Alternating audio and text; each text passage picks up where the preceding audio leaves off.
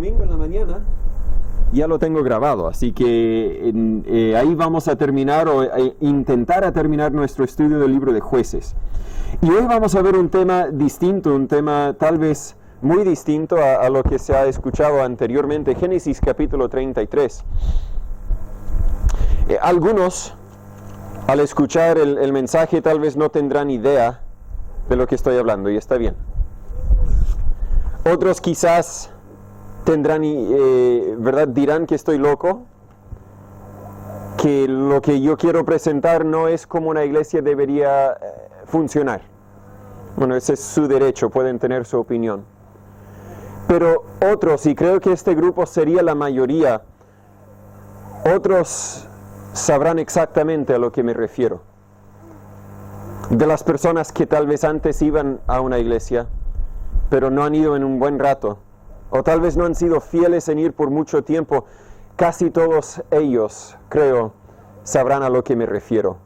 Voy a leer Génesis capítulo 33 y voy a empezar en versículo 1 y leer hasta el versículo 13. La Biblia dice: y alzando Jacob sus ojos miró, y he aquí venía Esaú, y los 400 hombres con él.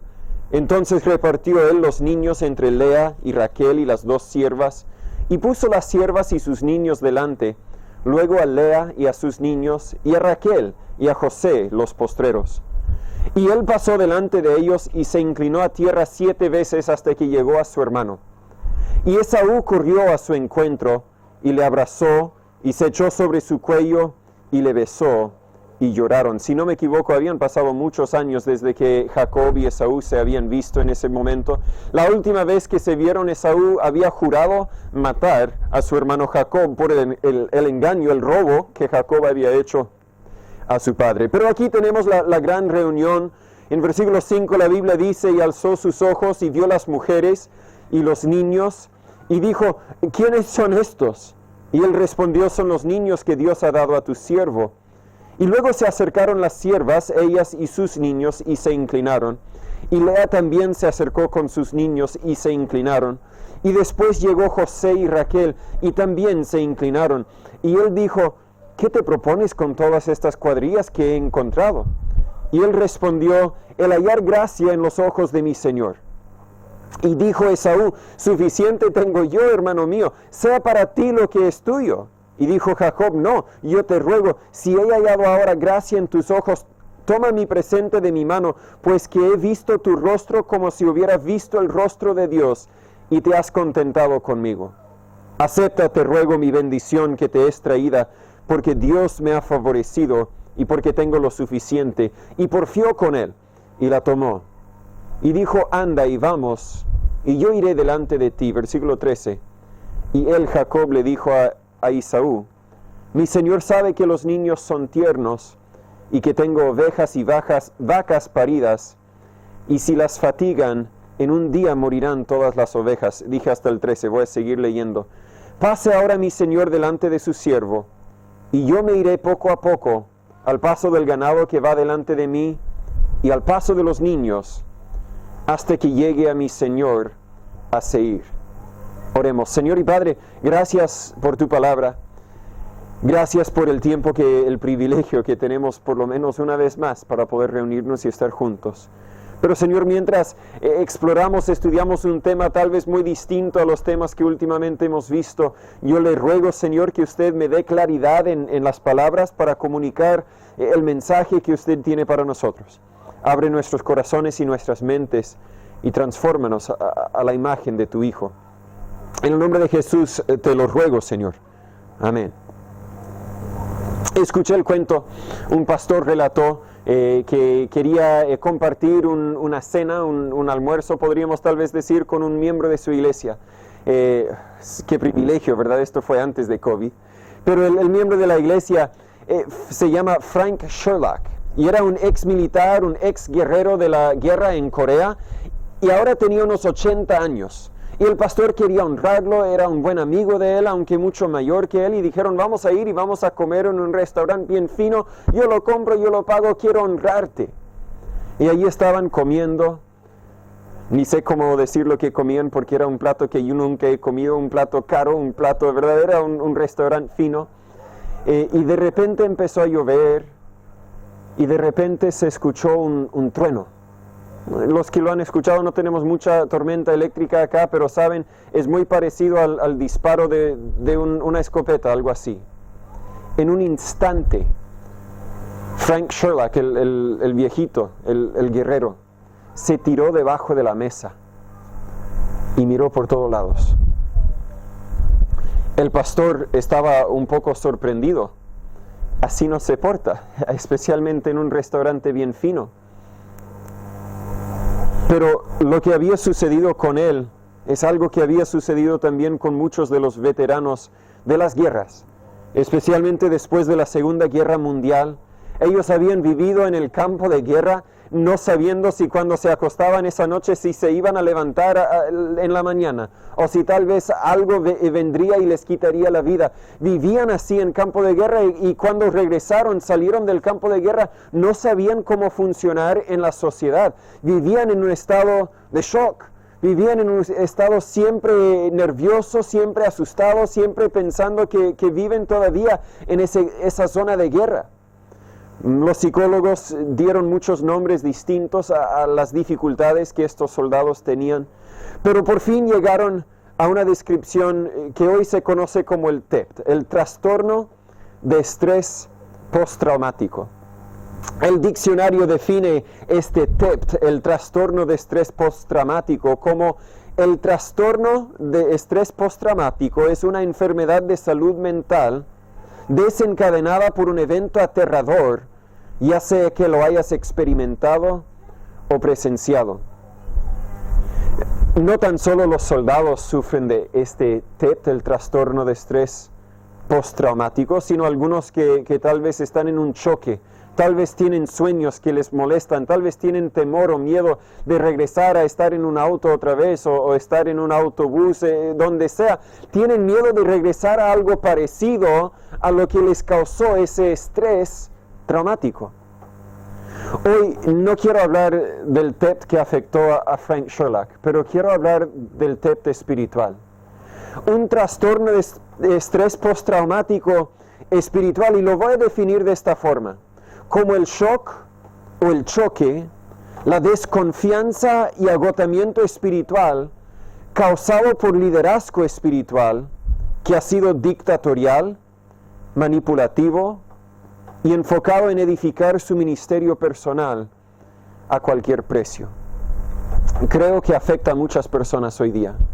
Déjame repetir la definición: el shock o el choque, la desconfianza y agotamiento espiritual causado por liderazgo espiritual que ha sido dictatorial, manipulativo y enfocado en edificar su ministerio personal a cualquier precio. Yo he escuchado relatos, testimonios personales de personas quienes hoy sufren de ese TEPT espiritual. Personas que relatan sus experiencias negativas en una iglesia y en vez de vencer las experiencias negativas, no pueden. No quieren regresar a ninguna iglesia por temor de que tal vez algo parecido les va a suceder en sus propias vidas. Yo también pasé por dificultades en la iglesia, pero gracias a Dios a mí no me afectó de la misma forma que a otros les haya afectado. Tal como algunos soldados regresan y están bien y otros soldados no están bien.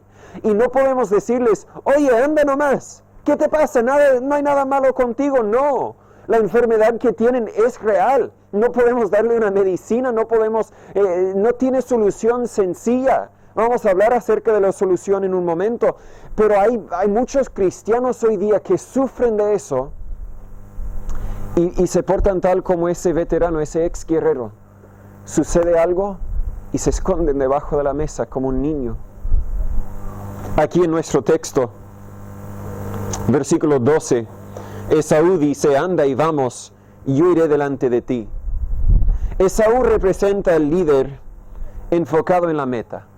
Quiere llegar a la meta y él va a ir a su ritmo y esperar que todos vayan al ritmo de él también. Mientras que en versículo 14, Jacob dice: pase ahora mi señor delante de su siervo, y yo me iré poco a poco al paso del ganado que va delante de mí y al paso de los niños, hasta que llegue a mi señor a Seir. Él también quiere llegar a la meta, Los dos quieren llegar a la misma meta, pero Esaú está dispuesto a llegar a la meta a cualquier precio, mientras que Jacob dice, yo voy a enfocarme en cada persona, voy a enfocarme en el más débil. Quiero que todos lleguen y que ninguno se fatigue en el camino. Cuando hablamos de la iglesia y hablamos de lo espiritual, como líderes tenemos metas para la iglesia, tenemos metas para los miembros, pero no podemos sacrificar a algunos por la prisa que tenemos en llegar a la meta. Tal vez a causa de su TEPT espiritual hoy día, muchos cristianos han dejado de participar en una iglesia. Tal vez han dejado de asistir fielmente, van de vez en cuando solamente.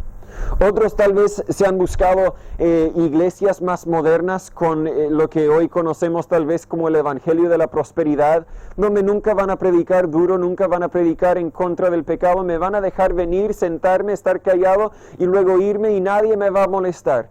Claro, saben que no enseñan la doctrina correcta, pero dicen por lo menos estamos tranquilos, por lo menos estamos seguros, por lo menos tenemos la confianza de que nadie va a abusar de nosotros. Otros simplemente no han ido a ninguna iglesia en mucho tiempo. A los que han sido lastimados por líderes como Esaú, líderes que quieren llegar a la meta a cualquier precio, yo quiero pedir su perdón. A los que han sido humillados personalmente del púlpito, quiero pedir su perdón. A los que han sido exigidos a cumplir ciertas cosas simplemente porque el pastor cree que eso les haría ser mejores cristianos, quiero pedir su perdón. Y a los que han sido maltratados, abusados y descartados por las iglesias, quiero pedir su perdón. Comparto en tu dolor, lo lamento con todo mi ser. Y quiero que sepas que así no debería ser. No debería ser así. Y que con la ayuda del Señor nunca será así en esta iglesia. Pero ¿cómo evitamos y prevenimos el TEPT espiritual? Puede guardar un papelito aquí en Génesis capítulo 33 y busque conmigo 1 de Pedro capítulo 5. 1 de Pedro capítulo 5.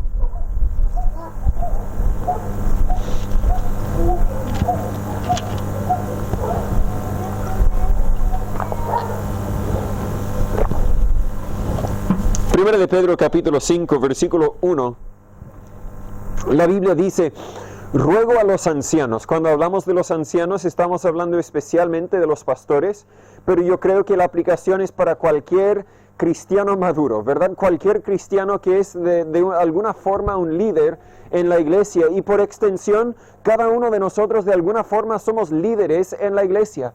Cada uno de ustedes tiene personas más jóvenes, más pequeños que le miran a usted como un rol, como un ejemplar.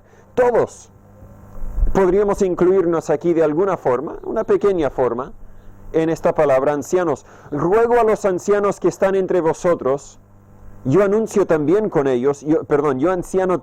ellos, y testigo de los padecimientos de Cristo, que soy también participante de la gloria que ha de ser revelada. Apacentad la grey de Dios que está entre vosotros, cuidando de ella, no por fuerza. Déjame repetir esa frase. Apacentad la grey de Dios que está entre vosotros, cuidando de ella, no por fuerza, sino voluntariamente, no por ganancia deshonesta, sino de ánimo pronto, y no como teniendo señorío sobre la heredad de Dios, porque corresponde a Dios, sino siendo ejemplos de la grey. Podríamos pasar toda la noche compartiendo ejemplos de pastores e iglesias abusivos, lamentablemente. Las historias, la lista de las historias personales es muy larga. Pero casi todas resultan de pastores que no cuidan de la iglesia o buscan liderar por fuerza, cuando el mandamiento para nosotros es cuidar de ella, no por fuerza, sino voluntariamente. En versículo 1 Pedro nos recuerda que es testigo de los padecimientos de Cristo. Tenemos a Cristo como el pastor de los pastores, podríamos decir. El gran obispo de nuestras almas, la Biblia dice en otra parte. El príncipe de los pastores, versículo 4 de nuestro texto. Y Él es el ejemplo y nunca tomó a una persona por la oreja y le dijo, tú estás viviendo en pecado y tienes que cambiar tu forma de vivir. Nunca. Pero yo conozco a un supuesto pastor que lo hizo con un miembro en su iglesia, frente de toda la iglesia. Por supuesto que ese varón, ese hermano que él tomó por la oreja en frente de toda la iglesia, nunca ha vuelto a ninguna iglesia. Y eso fue hace unos 5 años. Jesús nunca dijo, bueno, si no pagas el diezmo, tú no tienes derecho a votar ni estar aquí en la iglesia, así que mejor no está bienvenido aquí en la iglesia si no pagas el diezmo. Pero he escuchado que eso ha sucedido en algunas iglesias. ¿Qué ha pasado? Tenemos líderes como Esaú que quieren llegar a la meta a todo precio. Y no importa si en el proceso fatigamos a algunos. Más que eso, han hecho cosas que no son bíblicas. Pero primero, en versículo 13 de nuestro texto, en Génesis capítulo 33, yo voy a dejar un papelito aquí también en 1 de Pedro 5, vamos a regresar y estar entre 1 de Pedro 5 y Génesis capítulo 33. Jacob dijo aquí en capítulo 33, versículo 13, dijo, tengo ovejas y vacas paridas.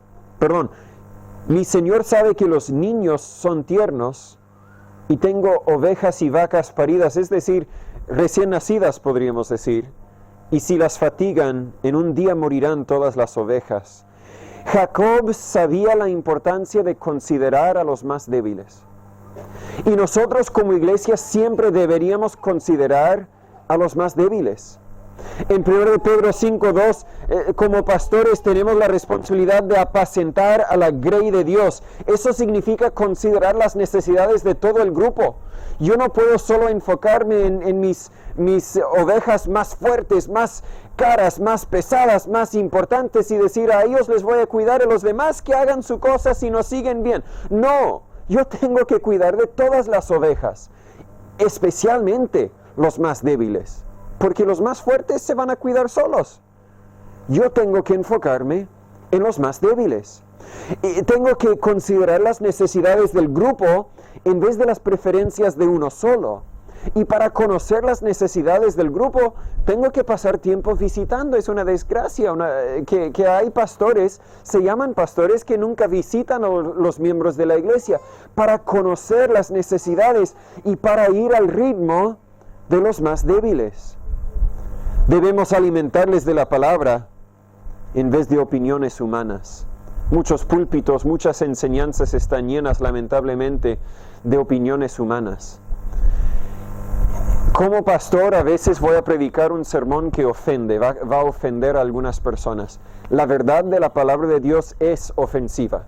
Y si yo ofendo a una persona al predicar la palabra de Dios, no pido perdón de eso. Es la verdad de la palabra de Dios.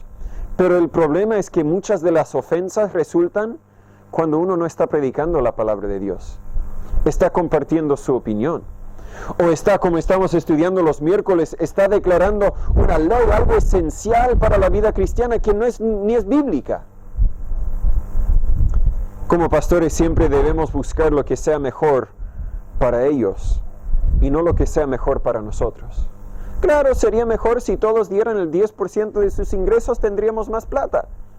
Pero debo buscar lo mejor para ellos, en vez de abusar, en vez de jalar por la oreja. 1 Corintios 8. Le dije que sería distinto hoy, en que vamos a ver varios pasajes, y si tiene tiempo y puede, lo busca conmigo. 1 Corintios capítulo 8.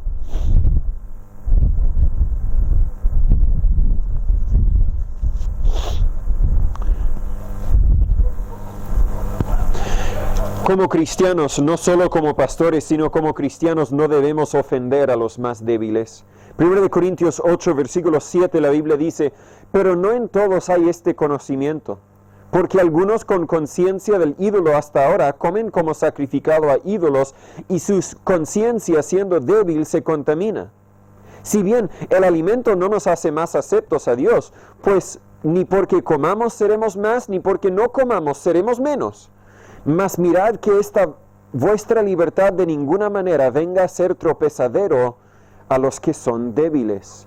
Algunas personas dicen, yo puedo vivir mi vida como yo quiero en obediencia a Dios, y tienes toda la razón, pero en la forma en que vives tu vida deberías considerar a los más débiles. Voy a seguir, versículo 10.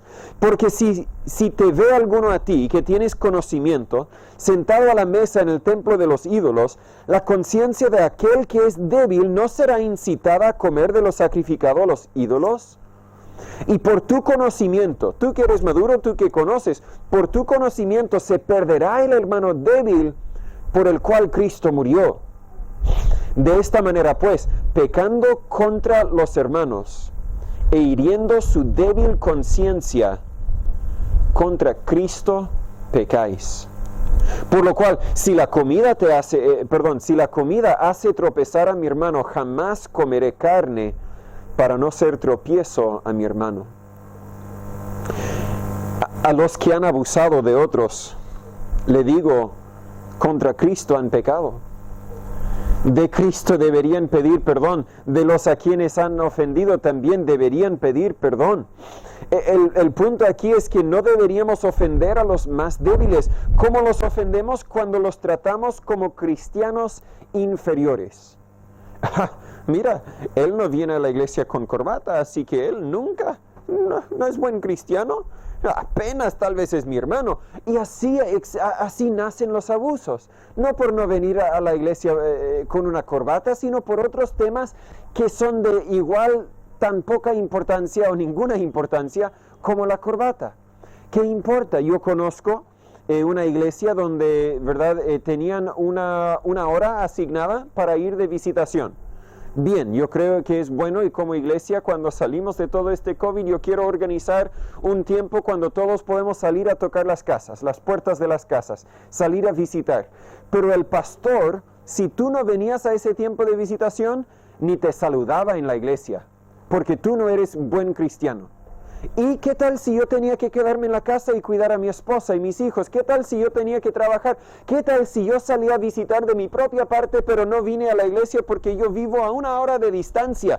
Al pastor no le importaba. Y con su forma de actuar, ofendía a los más débiles. También ofendemos a los más débiles al ponerles expectativas poco realistas. Bueno, tú tienes que venir a todas las reuniones y tú tienes que sentarte aquí, tienes que hacer lo otro y tienes que hacer lo otro y tienes que hacer lo otro. Es bueno tal vez todo lo que piden, todo lo que exigen, pero uno recién nacido a la familia de Dios necesita tiempo para madurarse. Es débil. Y cuando les exigimos que vayan, que anden a mi ritmo, cuando no están listos para correr a mi ritmo, ¿qué va a pasar? Dentro de poco van a dejar de correr. Anita siempre quiere hacer una carrera conmigo aquí en la plaza, porque se cree ser muy rápida. Y está aprendiendo, corre rápido para su edad, pienso yo, pero yo no la dejo ganar. Ella tiene que recordar que papá todavía es un poco más rápido que ella. Pero lo que no hago, cuando empezamos, ella quiere darle una vuelta es la carrera. Yo no arranco a toda velocidad al principio. Eso hacía. Pero ella me veía alargarme unos 3 metros y dejaba de correr. Así que yo me quedo justo detrás de ella hasta llegar al final y ahí le paso y gano. El punto es, como iglesia, si yo exijo que todos anden a mi ritmo, tal vez no es malo exigirlo, pero yo debería asegurarme de que mi ritmo va tan lento que todos pueden andar a mi ritmo. Y si no voy a andar al ritmo del más débil, no debo exigir que anden a mi ritmo. ¿Explico bien la idea? Así protegemos a los más débiles. Pero también en versículo 13 de Génesis capítulo 33, Jacob reconoció que si yo exijo que todos anden a mi ritmo, les voy a fatigar. Y si las fatigan, en un día morirán todas las ovejas. Esa palabra fatigar, de hecho significa, no es se van a cansar, si yo los hago cansar, no. Fatigar, ahí la palabra es si yo los golpeo, ¿verdad? Si yo saco algo de, no sé, mi cinturón y empiezo a golpear. Gracias a Dios yo no conozco a ningún pastor que ha sacado el cinturón para empezar a golpear a los miembros de la iglesia. Pero han hecho cosas parecidas en sentidos espirituales. Un ejemplo del golpear en Jueces capítulo 19, versículo 22, los hombres de aquella ciudad rodearon la casa golpeando las puertas. Y esa palabra traducida golpear es la misma palabra traducida fatigar en Génesis 33:13. El punto aquí es, como pastores, otra vez en 1 de Pedro 5:2, debemos cuidar la grey no por fuerza, sino voluntariamente. Nunca voy a llegar a tu casa y decir, oye hermano, tienes que hacer esto. Te voy a decir, yo creo que la voluntad de Dios es esto para tu vida, pero la decisión la tomas tú. Tú tienes que decidir qué vas a hacer, tú tienes que decidir qué es lo que Dios pide de ti, y tienes que obedecer a Dios, no obedecerme a mí. No debo cuidar a la grey al humillar a las personas. Oh, tantas veces lo he escuchado, de que desde el púlpito se imagina. Llegan algunos familiares invitados, que hemos orado mucho por ellos que lleguen a la iglesia. Sabemos que están, por ejemplo, viviendo juntos y no están casados. Y por fin llegan a la iglesia y desde el púlpito el pastor les dice, ustedes no deberían vivir juntos si no están casados. Lo más probable jamás van a volver a venir a la iglesia. Debemos cuidar de la grey no por fuerza, sino voluntariamente. No debemos demandar un nivel de compromiso cuando no están listos para ese nivel de compromiso. Cuando he visitado a las familias invitándoles a llenar la aplicación de membresía si es que quieren ser miembros, algunos me han expresado es que no estoy seguro. ¿Y qué he dicho yo? No, es que la voluntad de Dios es que tú seas miembro de la iglesia. Oye, obedece a Dios, vas a ser... No. Está bien. Si no estás listo para ser miembro de la iglesia, espera, sigue orando, espera que Dios le dé la confianza de que es la voluntad de Dios para tu vida. Si uno no es bautizado y debería bautizarse, yo no le voy a jalar por la oreja al agua del bautismo para poder sumergirle. No, cuando Él está listo, no por fuerza, sino voluntariamente. Y siempre tengo que entender que es más importante que un cristiano obedezca a Dios a que obedezca al pastor o la iglesia.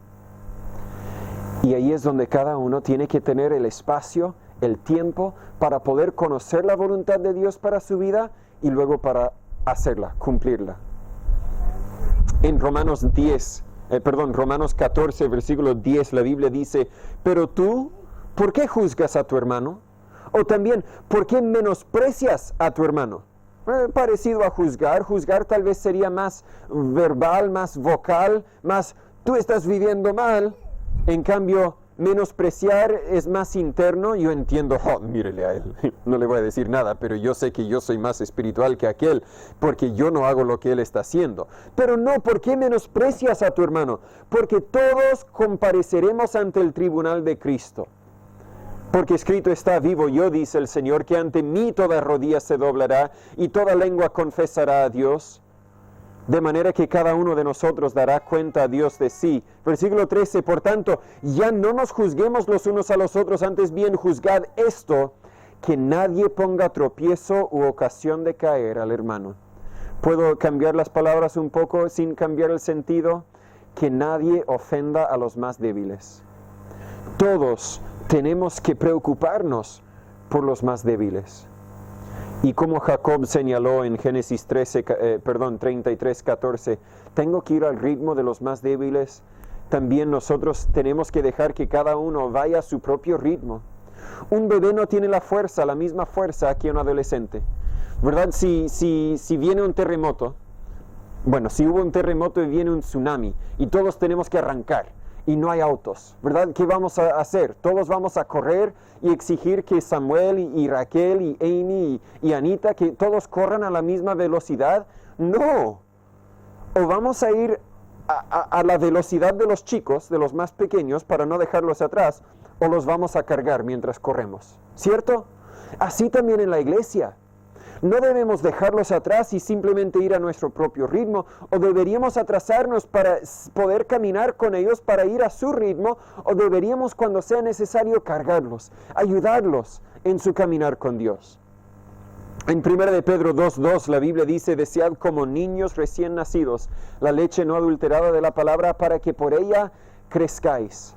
Hay niños recién nacidos, tal vez incluso dentro de nuestro grupo, y deberíamos estar conscientes de sus necesidades para no ofenderles. En 1 de Juan capítulo 2, del versículo 12 al 13, la Biblia dice: os escribo a vosotros, hijitos, y luego más adelante padres, y más adelante los jóvenes. El punto es que dentro de una iglesia hay cristianos muy maduros, y hay cristianos medio maduros, y hay cristianos totalmente inmaduros, y somos una familia y deberíamos preocuparnos los unos por los otros. En Lucas 17, versículos 1 y 2, Jesús dijo a los discípulos: imposible es que no vengan tropiezos, mas ay de aquel por quien vienen. Mejor le fuera si se le atase al cuello una piedra de molino y se le lanzase al mar, que hacer tropezar a uno de estos pequeñitos. Nunca, nunca deberíamos ofender a nadie. Cristín, ahí viene.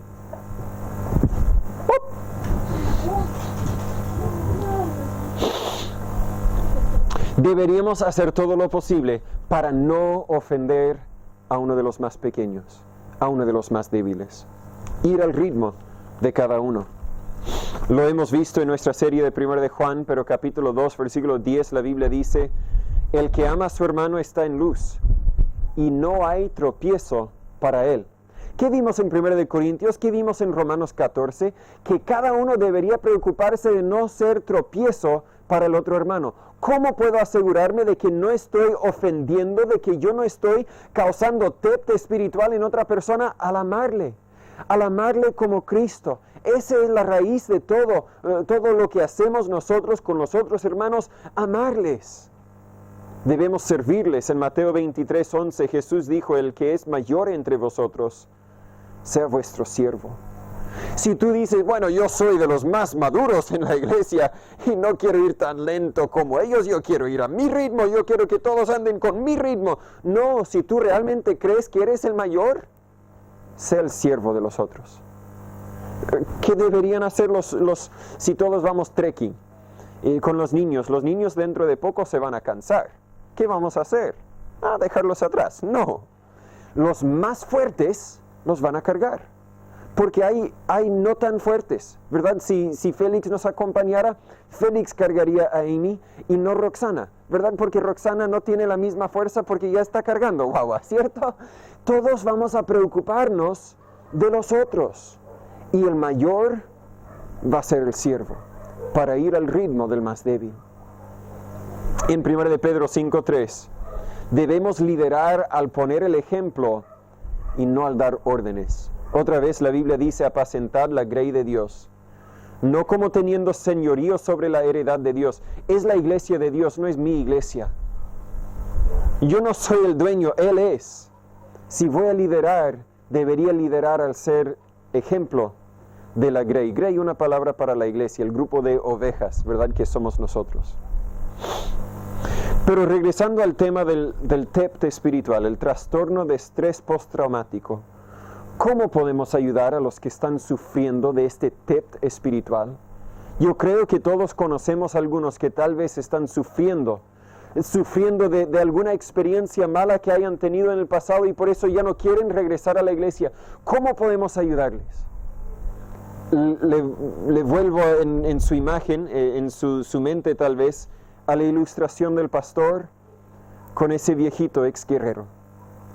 Estaban comiendo, vino el trueno, el ruido fuerte, y el ex guerrero, 80 años, se tiró bajo la mesa como un niño, temblando de temor, porque algo en su mente le llevó a Corea, donde estaba en la guerra, donde vio tanta maldad, tanta muerte y destrucción. ¿Qué hizo el pastor? Le prometo que no hizo esto, no dijo: levántate, ¿qué eres, niño? No, por favor, no. Hay cristianos que están sufriendo, que no quieren ir a la iglesia porque tienen miedo de que algo les va a pasar parecido a lo que ya les pasó en la última iglesia. Y no podemos responder con, ven a la iglesia nomás, ¿qué te pasa? Tenemos que entender, están sufriendo. ¿Qué hizo el pastor? Primero salió de su asiento para sentarse al lado de ese guerrero. Tenemos que acercarnos a ellos. Tenemos que caminar al lado de ellos. Tenemos que decir, hermano, estoy aquí para ayudarte en lo que sea. Y si un día quieres ir a la iglesia, me avisas y yo te acompaño a la iglesia. Te sientas a mi lado y nadie te va a mirar feo. Tenemos que acompañarlos. Y si usted sufre de este tepto espiritual, permita que algunos hermanos de la iglesia se acerquen a ti. Permítenos ayudarte, por favor. Le tomó por la mano y le preguntó, ¿estás bien? Tenemos que considerar a los más débiles. Tenemos que escuchar sus historias, sus cuentos. Digo a Cristín que voy a un estudio bíblico y paso 2 horas ahí en el estudio y yo hablé como media hora al máximo. Me quedé escuchando y escuchando y escuchando. Y al final así prefiero que sea.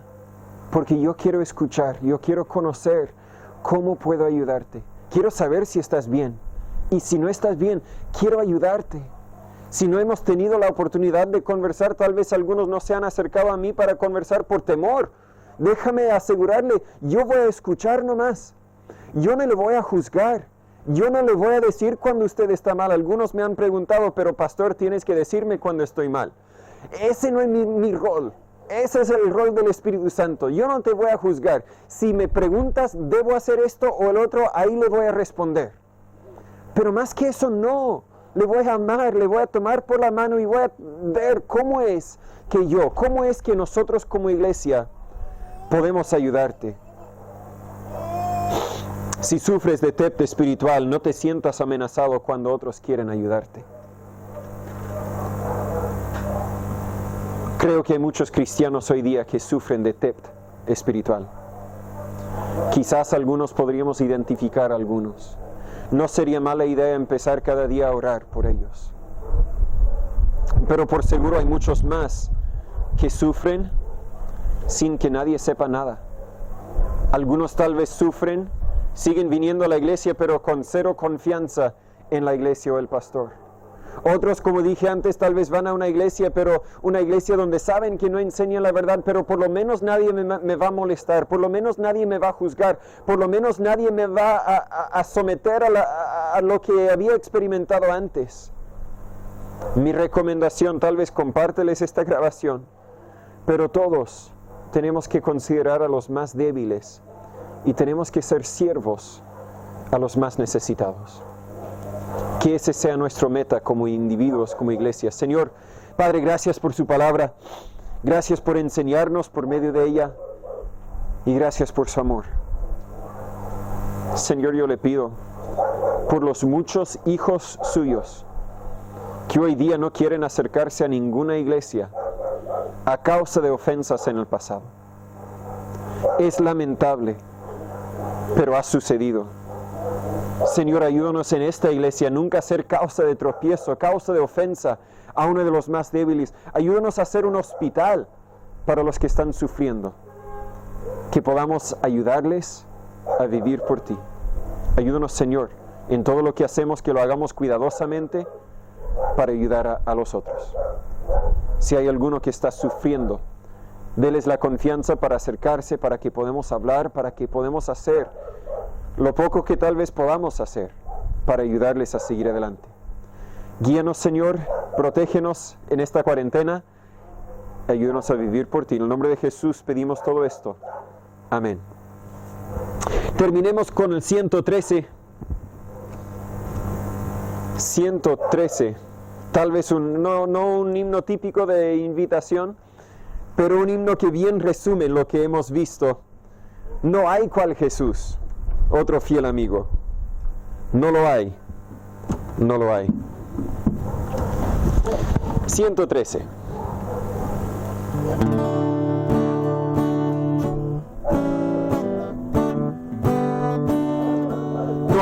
cual Jesús, otro fiel amigo. No lo hay, no lo hay, otro que pueda salvar las almas. No lo hay, no lo hay, conoce todas nuestras luchas y solo Él nos sostendrá. No hay cual Jesús, otro fiel amigo. No lo hay, no lo hay, no hay un instante en que nos olvida. No lo hay, no lo hay, no hay noche oscura que no nos cuide. No la hay, no la hay, conoce todas nuestras luchas y solo Él nos sostendrá. No hay cual Jesús, otro fiel amigo.